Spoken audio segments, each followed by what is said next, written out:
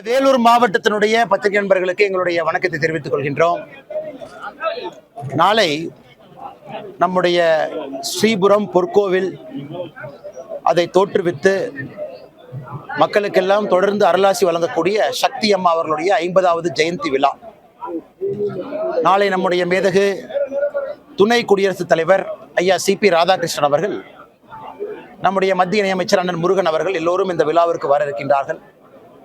நமக்கு தெரியும், சில நாட்களுக்கு முன்பு பாரதத்தினுடைய ஜனாதிபதி அம்மா திரௌபதி முர்மு அவர்களும் கூட இங்கே வந்து ஆசி பெற்று சென்றிருக்கின்றார்கள்.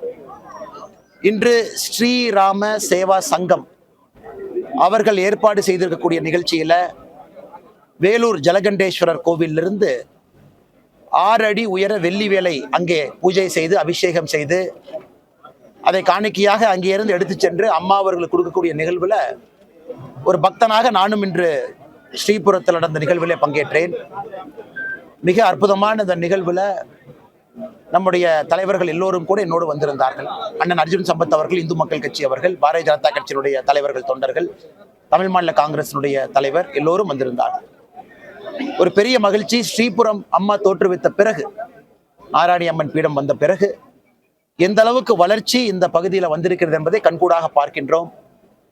விவசாயத்துல, வேலை வாய்ப்புல, கல்வியில, அனைத்திடத்திலும் கூட ஒரு பெரிய ஒரு மாற்றத்தை அம்மா அவர்கள் நிகழ்த்தி காட்டியிருக்கின்றார்கள். என்றோடும் பக்தர்களாக அம்மாவின் முன்பு நின்று கொண்டிருக்கின்றோம். 50 ஆண்டு கால அவருடைய அம்மாவுடைய ஜெயந்தி விழா.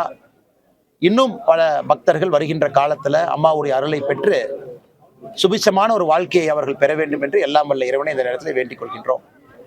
அதனால் நம்முடைய நண்பர்களுக்கு கேள்வி இருக்கும், கேள்விகளுக்கு நான் பதில் சொல்றேன். இன்னைக்கு காலையில வைகோ நடைபயணத்தை மேற்கொண்டாரு. அதுல முதலமைச்சர் பேசுறச்ச தமிழ்நாட்டுல போதைக்கு எதிராக எடுத்துட்டு வர நடவடிக்கை ஓரளவுக்கு கை கொடுத்திருக்குது. ஆனாலும் வெளிநாட்டில இருந்து இந்தியாவுக்குள்ள வர போதையை ஒன்றிய அரசு தான் தடுக்கணும்ன்ற ஒரு கேள்வி. 4.5 ஆண்டு காலமாக தமிழகத்தினுடைய முதலமைச்சராக திரு ஸ்டாலின் அவர்கள் இருக்கிறார். இன்னைக்கு வைகோ அவர்களுடைய நடைபயணம் திருச்சியிலிருந்து மதுரை வரை திரு வைகோ அவர்கள் 10 நாட்கள் போறாங்க. சமுதாய மத நல்லிணக்கம் அப்படிங்கிற பெயர்ல வரவேற்க வேண்டிய விஷயம் தான், தவறு கிடையாது. மூத்த தலைவர் நிறைய நடைபயணம் போயிருக்கிறாங்க. 10க்கும் மேற்பட்ட நடைபயணம் வைகோ அவர்கள் நடத்தியிருக்கிறார்கள். இது 11வது நடைபயணமா இருக்கணும். நம்முடைய தமிழ்நாட்டினுடைய முதலமைச்சர் அவர்கள் அங்கே சென்று விட்டு இந்த முழு பூசணிக்காய சோத்துல மறைக்கிறது அப்படிம்பாங்க. அதை இன்னைக்கு நாம பார்த்திருக்கின்றோம். எப்படின்னா, அதாவது தமிழகத்துல கஞ்சா புழக்கம் அதிகமாக இருக்கிறது, நம்ம எல்லோருக்குமே தெரியும். சிந்தட்டிக் ட்ரக் அதிகமாக இருக்கிறது. ட்ரெடிஷ்னல் ட்ரக்ஸ் என்று சொல்லக்கூடிய கஞ்சாவிலிருந்து புழக்க வழக்கங்கள் அதிகமாக இருக்கு. அப்படியே திருப்பி இன்னைக்கு மத்திய அரசு தான் காரணம் என்கின்ற பழிய மத்திய அரசின் மீது போட பார்க்கறாங்க. திமுகவுக்கு கைவந்த கலை, அதுவும் குறிப்பாக முதலமைச்சர் ஸ்டாலின் ஐயாவுக்கு கைவந்த கலை. 6 மாத காலம் இருக்கும்போது அதை கையில் எடுப்பாங்க. முதலமைச்சர் அவர்களுக்கு யாராவது அரசியலமைப்பு சட்டத்தை பற்றி பாடம் எடுக்க வேண்டிய கட்டாயம் நமக்கு இருக்கு. அரசியலமைப்பு சட்டம் என்ன, அதை படிச்சுட்டு தான் அவர் பதவி பிரமாணம் எடுத்து தமிழகத்தினுடைய முதலமைச்சர் அந்த இருக்கையில் இருக்கிறாங்க. அப்ப இந்த law and order, maintenance, security இதெல்லாம் யாருடைய பொறுப்பு அப்படின்னு பார்த்தா ஸ்டேட் லிஸ்ட்ல வரும். 3 லிஸ்ட்ல, ஸ்டேட் லிஸ்ட்ல, மாநில அந்தஸ்து பட்டியல் அதெல்லாம் இருக்கும். அதற்குத்தான் காவல்துறை என்பது மாநில அரசனுடைய முழு பொறுப்பில் இருக்கக்கூடிய ஒரு துறை. மத்திய அரசுக்கும் தமிழகத்தினுடைய காவல்துறைக்கும் எந்த சம்பந்தமும் இல்லை. எனக்கு முழுமையாக இந்தியா முழுவதுமே காவல்துறை என்பது மாநில அரசனுடைய பொறுப்பு. அதுக்குள்ள இன்டெலிஜென்ஸ் முதலமைச்சருடைய பொறுப்பு, அதுக்குள்ள கஞ்சா ஒழிப்பு பிரிவு முதலமைச்சருடைய பொறுப்பு. இவ்வளவு விஷயம் இருக்கு. மத்திய அரசு மாநில அரசுக்கு ஹெல்ப் பண்றதுக்காக நார்கோட்டிக்ஸ் கண்ட்ரோல் பியூரோ NCB என்கிற அமைப்பு வச்சிருக்கிறாங்க. அதுவும் கூட இன்னைக்கு சவுத் ஜோன் டைரக்டரா தமிழகத்தை சார்ந்த தமிழ்நாட்டில் இருக்கக்கூடிய IPS அதிகாரி ஒருத்தர் அங்க பொறுப்பேற்றிருக்கிறார். இத்தனை விஷயங்கள் நடக்கும் பொழுது, இதற்கு முன்பு வேறு வேறு ஆட்சி காலத்துல அதே திறமையாக பணி செய்த காவல்துறை நண்பர்கள் திராவிட முன்னேற்ற கழகத்தினுடைய ஆட்சி வந்த பிறகு பெண்களுக்கு எதிரான குற்றங்கள் அதிகமாக இருக்கு, குழந்தைகளுக்கு எதிரான குற்றங்கள் அதிகமாக இருக்கு, கஞ்சா புழக்க வழக்கம் அதிகமாக இருக்கிறது, வன்முறைகள் அதிகமாக இருக்கு, டெரரிஸ்ட் இன்சிடென்ட் அதிகமாக இருக்கு. அப்படி இருக்கும் பொழுது இன்னைக்கு சாதாரண பொதுமக்கள் எல்லோருமே கஞ்சா புழக்க வழக்கத்துல நம்முடைய குழந்தைகள் பாதிக்கப்படுகின்றார்கள் என்பது எல்லா இடத்துலையும் கேட்கிறோம். ஆனால் மடைமாற்றுவதற்காக சம்பந்தமே இல்லாத ஒரு விஷயத்தை கொண்டு வந்து மத்திய அரசு பொறுப்பேற்க. ஆமா, மத்திய அரசு எங்க பொறுப்பேற்கணும்? மத்திய அரசு பார்டரை தாண்டி ஷிப்ல கன்சைன்மெண்ட் ஈரான்ல இருந்து பாகிஸ்தான்ல இருந்து வர்றாங்க அப்படின்னா அது மத்திய அரசுடைய பொறுப்பு. கோஸ்ட் கார்டு மத்திய அரசு கிட்ட இருக்கு, நேவி மத்திய அரசு இருக்கு, அதை திறமையாக செய்து கொண்டிருக்கின்றார்கள். ஆனா தமிழகத்தை பொறுத்தவரை இன்னைக்கு பள்ளி மாணவர்களை, நடுத்தர மக்களை குறிவைத்து தாக்கக்கூடிய கஞ்சா எங்கிருந்து வந்துச்சு? ஏகப்பட்ட விஷயம் வித்தின் த ஸ்டேட் வருது. அதுக்கு தான் மாநிலத்தினுடைய பார்டர்ல காவல்துறை இருக்கணும். ஸ்டேட்டுக்குள்ள இருந்து வருது. அவங்க கஞ்சா லேபே வச்சிருக்காங்க, மெத்து லேபே வச்சு உருவாக்கிட்டு இருக்கிறாங்க, கெமிஸ்ட்ரி லேப் மாதிரி. அதிலிருந்து வருது. ஆன்லைன்ல ஆர்டர் பண்ணா இ-காமர்ஸ்ல வருது, டார்க் வெப்ங்கிறாங்க, அதுலயும் வருது. அதனால் முதலமைச்சரை பொறுத்தவரை இது இவ்வளவு பேசுறதுக்கு தெளிவா சொல்லிடலாம். என்னால தமிழகத்தை நிர்வாகம் செய்ய முடியல, என்னால காவல்துறையை நிர்வாகம் செய்ய முடியல, முதலமைச்சர் சொன்னா நாங்க பாத்துக்கிறோம், மத்திய அரசு பார்த்துக்கொள்ளும். முழு பொறுப்பையும் வைத்துக்கொண்டு இவ்வளவு பெரிய பொய்யை சொல்லுகின்றார். எனக்கு அடுத்த 6 மாசம் கிளிப்பிள்ளை மாதிரி இதை மட்டும்தான் பேசுவார். நான் ஏன் முதலமைச்சரா தோத்துட்டேன்னா மத்திய அரசு எனக்கு எந்த விதமான சப்போர்ட்டும் கொடுக்கல, நான் ஏன் முதலமைச்சரா தோத்துட்டுனா மத்திய அரசு தமிழ்நாட்டுக்குள்ள வர்ற கஞ்சாவை கட்டுப்படுத்தல, நான் ஏன் முதலமைச்சரா தோத்துட்டுனா தமிழகத்துடைய காவல்துறை மத்திய அரசு கட்டி போட்டான். இது எதையும் மக்கள் நம்ப மாட்டார்கள். மக்கள் எல்லோரும் அறிவார்ந்தவர்கள். மாநில அரசினுடைய வேலை என்ன, மத்திய அரசினுடைய வேலை என்ன என்பதை முழுமையாக தெரிந்தவர்கள். அதனால் முதலமைச்சர் சாக்கு போக்கு சொல்லாம தோல்வி அடைஞ்சிட்டா ஒப்புக்கிட்டோம். கஞ்சா புழக்கத்தை தமிழகத்துல கட்டுப்படுத்துவதிலே நான் முதலமைச்சராக தோற்றுவிட்டேன்னு அவர் சொல்லட்டும், அதுக்கு நாங்க பதில் சொல்றோம். ஆனால் தோற்றுவிட்டு பழியை மத்திய அரசின் மீது போடுவதை எந்த காரணத்திற்கும் ஏற்றுக்கொள்ள முடியாது. சார், தமிழ்நாட்டில இருந்து ஷிரடி சாய்பாபாக்கு பக்தர்கள் அதிகமா போறாங்க. ஆனா ட்ரெயின் ஃபெசிலிட்டிஸ் ரொம்ப கம்மியா இருக்கு. பிஜேபி அண்ணாமலை ட்ரெயின் இன்னும் அதிகமாக வலியுறுத்தி வர மத்திய. ஆனா நாம எத்தனையோ ட்ரெயினை கொண்டு வந்திருக்கிறோம். பாரதிய ஜனதா கட்சியை பொறுத்தவரை கொரோனா காலகட்டத்துக்கு முன்பு இருந்த ட்ரெயின் நிறுத்தப்பட்ட பிறகு அதை அதிகப்படுத்தி இருக்கின்றோம். சுற்றுலா தலங்களை மையப்படுத்தி புதிய ட்ரெயின் வந்துகிட்டே தான் இருக்கு. செங்கோல் எக்ஸ்பிரஸ் புதுசா வந்திருக்குங்கன்னா, வந்தே பாரத் புதுசா வந்திருக்கு. திருவாரூர்ல கனெக்ஷனே இல்லாத ஊருக்கு நிறைய ட்ரெயினை கொண்டு வந்திருக்கோம். இன்னும் நிறைய வரும். அப்படி பக்தர்களுக்கு எங்களுக்கு ஸ்பெசிஃபிக்கா இந்த பாயிண்ட்ல இருந்து இந்த பாயிண்ட்டுக்கு ட்ரெயின் வேண்டும் என்றால் தயவு செய்து நம்முடைய தலைவர்கள்ட்ட சொல்லுங்க. அது நேரடியாக மத்திய ரயில்வே துறை அமைச்சர் திரு அஸ்வினி வைஷ்ணவ் உங்களுக்கு எழுதுங்க, கடிதத்தினுடைய காப்பியை கொடுங்க. நிச்சயமாக அதை கொண்டு வர வேண்டியது எங்கள் பொறுப்பை நாங்கள் கொண்டு வருகின்றோம். காங்கிரஸ் எம்பி ஜோதிமணி இப்போதான் ஒரு ட்வீட் போட்டிருக்காங்க. காங்கிரஸ் அழிவின் பாதையில் செல்கிறது. தமிழக காங்கிரஸ் ராகுல் காந்திக்கு நேர் எதிரான கருத்துல பல ஆண்டு காலமா இருக்குன்னு சொல்லிட்டு அவங்களோட கருத்து. ஆனா இன்னைக்கு காங்கிரஸை பொறுத்த வரைக்கும் யார் அதிகமா டெல்லிக்கு ஜிங்ஜா போறதுன்னு ஒரு குரூப், தமிழ்நாட்டுல முதலமைச்சர் ஸ்டாலினுக்கு யார் ஜிங்ஜா போறதுன்னு ஒரு குரூப். 2 குரூப் தான் காங்கிரஸ்ல, டெல்லி ஜிங்ஜா, தமிழ்நாட்டு ஜிங்ஜா. இந்த 2 ஜிங்ஜாவை தவிர தமிழ்நாட்டு மக்களுக்காக பேசுற காங்கிரஸ் யாருமே இல்லை. இன்னைக்கு பத்திரிகையில பார்த்தேன், ஒருவேளை காங்கிரஸ் கட்சி திரு விஜயோட கூட்டணி போயிட்டா ப. சிதம்பரம் அவர்கள் புதிய கட்சி ஆரம்பிச்சு திமுகவோட கூட்டணி வைப்பாரு. காலையில தான் ஒரு பெரிய நாளிதழ் செய்தி போட்டிருந்தாங்க. அதன் பிறகு காங்கிரஸ் கட்சியில் இருக்கக்கூடிய ஒருத்தர் டேட்டா அனலிட்டிக்ஸ் செல்லுடைய தலைவர், ப்ரொஃபஷனல் காங்கிரஸுடைய தலைவர், அவர் விஜயை போய் பார்த்துட்டு வர்றாரு, போட்டோ போடுறாரு. அதன் பிறகு தமிழ்நாட்டினுடைய டெப்ட் சூழலை பத்தி பேசுறார், தமிழ்நாட்டினுடைய கடன் சூழ்நிலையை பத்தி நேர் எதிர் கருத்து பேசுறார். அவர் மேல நடவடிக்கை எடுக்க முடியல. இன்னைக்கு ஜோதிமணி இவங்க ஒரு கருத்து போடுறாங்க. தமிழ்நாடு காங்கிரஸ் வேறு கருத்து, ராகுல் காந்தி அவர்கள் கருத்து வேறு கருத்து. பேசாம காங்கிரஸ் என்கின்ற கடையை சாத்திட்டு இன்னைக்கு நல்லவர்கள்லாம் தமிழ் மாநில காங்கிரஸ் இருக்கிறாங்க. உண்மையை சொல்லணும்னா அந்த காலத்துல காமராஜர் ஐயா காலத்துல கதர் சட்டை போட்ட காங்கிரஸ்காரங்க எத்தனையோ பேர் தமிழ் மாநில காங்கிரஸ்க்கு வந்துட்டாங்க. அண்ணன் ஜி.கே. வாசன் அவருடைய தலைமை ஏற்று மூப்பனார் ஐயா காலத்துல இருந்து எல்லாம் இந்த பக்கம் வந்தாச்சு. ஆனால் இன்னைக்கு இருக்கக்கூடிய காங்கிரஸ் என்பது நம்ம எல்லோருக்குமே தெரியும், அது இந்திரா காங்கிரஸ்.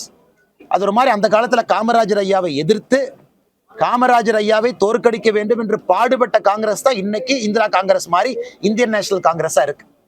அதனால் காங்கிரஸ் என்பது அழிந்து கொண்டிருக்கக்கூடிய கட்சி எல்லாத்துக்கும் தெரியும். அதனுடைய தலைவரே ஒரு சான்று. காங்கிரஸினுடைய தமிழ்நாட்டினுடைய தலைவர் எப்படி இருக்கார் நீங்களே பாருங்க. அதனால காங்கிரஸை பொறுத்தவரை எனக்கு என்ன ஆகுனாங்கன்னா, இந்த பக்கம் சண்டை போட்டு தனியா நடு ரோட்ல நிற்பாங்க. 2026 அசம்பிளி தேர்தல் நடக்கும் பொழுது அவங்க நடு ரோட்ல நிக்க போறாங்க. அதற்கான எல்லா வேலையும் ஆரம்பிச்சுட்டாங்க. குதிரை பேரம் பேசுறாங்க, ஆட்சியில பங்கு கேட்கறாங்க, அதிக சீட்டு வேணுங்கிறாங்க.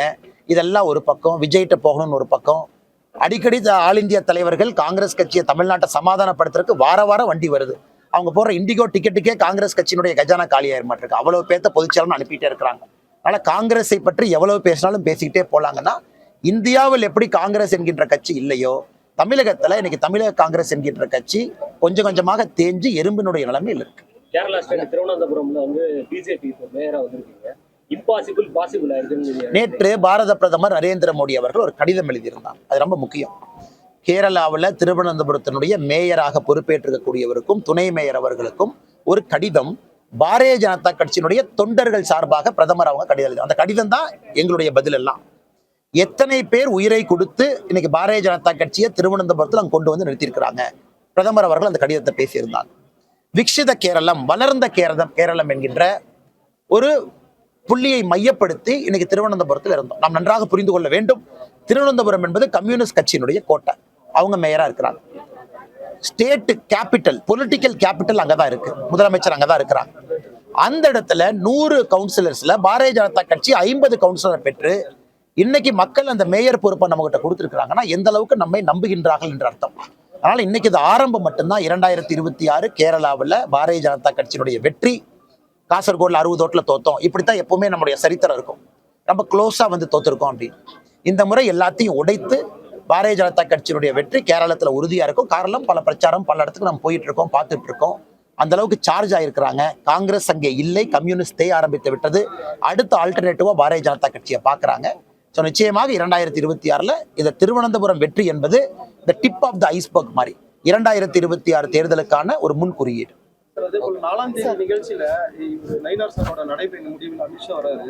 அது வந்து ஓபிஎஸ் உள்ளிட்ட அழைப்பு இதுவரைக்கும் விடுக்கலன்னு சொல்றாங்க. ஆனா மாநில தலைவர் இருக்கிறாங்க, இப்ப எலெக்ஷனுக்கு பொறுப்பாளர் போட்டாங்க, அகில இந்திய பொறுப்பாளர் இருக்கிறாங்க, அவங்க எல்லாம் முடிவு எடுத்துக்குவாங்கன்னா அதுக்குள்ள நான் போக விரும்பலீங்கன்னா மாநில தலைவர் அண்ணன் நயினார் நாகேந்திரன் அவர்கள் இன்னைக்கு 53 இடத்துக்கு மேல சுற்றுப்பயணம் பண்ணியிருக்கிறாங்க.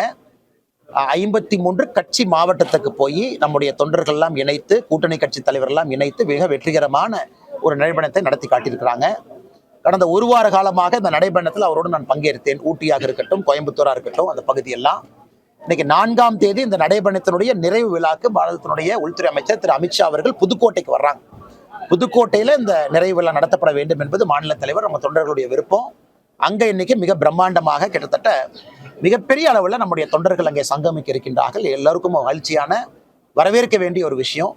தமிழகத்தினுடைய அரசியல் திருப்புமுனையாக கூட புதுக்கோட்டையில 4ஆம் தேதி சாயங்காலம் நடக்கக்கூடிய கூட்டம் இருக்கும்.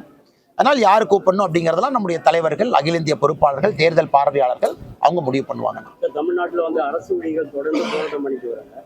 கவர்மெண்ட் அதை கண்டுக்கிற மாதிரி பார்த்தாங்கன்னா இடைநிலை ஆசிரியர்கள் வந்து 7வது நாளா போராட்டம், புத்தாண்டு தினத்தன்று போராட்டம், பரிசு என்ன கைது, செவிலியர்கள் போராட்டம், மலையில போராட்டம், பரிசு என்ன கைது, தூய்மை பணியாளர்கள் போராட்டம், விடிய விடிய போராட்டம், பரிசு என்ன கைது. இது மட்டும்தான் தமிழகத்தில் நடந்துகிட்டு இருக்கு. முதலமைச்சரை பொறுத்தவரை அவர் ஒரு தனி உலகத்துல வாழ்ந்துகிட்டு இருக்கார். அவருக்கு கீழே நடக்கிற உலகத்துக்கு அவருக்கு சம்பந்தமே இல்லை. ஆனால் முதலமைச்சரை பொறுத்தவரை அவர் ஒரு இந்த ரோம் எரிந்த பொழுது நீரோ வந்து ஃபிடில் வாசித்தாராம், அந்த மாதிரி இருக்கு இன்னைக்கு தமிழகத்தினுடைய ஆட்சி. மக்கள் எல்லாம் பசியிலே வெந்து போய் கிடைக்கின்றார்கள், கோபத்தில் இருக்கிறாங்க, சட்டம் ஒழுங்கு சீர்குலைந்திருக்கு. ஆனா முதலமைச்சர் அவர்கள் அவர் ரம்மியமா அவர் பாடிக்கிட்டு இருக்கார். மத்திய அரசு காரணம், இவங்க காரணம், அவங்க காரணம். இதுக்கெல்லாம் இன்னும் ஒரு 90 நாட்கள் நாம் பொறுக்க வேண்டும். 2026 ஏப்ரல்ல மக்களே தெளிவான ஒரு முடிவு கொடுப்பாங்க. திராவிட முன்னேற்ற கழகம் தலைமையிலான எந்த ஆட்சியும் வேண்டாம் என்கின்ற முடிவை மக்கள் எடுத்துட்டாங்க. இவிஎம்ல அவங்க பட்டன் அமுத்தின பிறகு அந்த முடிவுக்காக மட்டும்தான் நம்ம எல்லாம் காத்திருக்கிறோம்.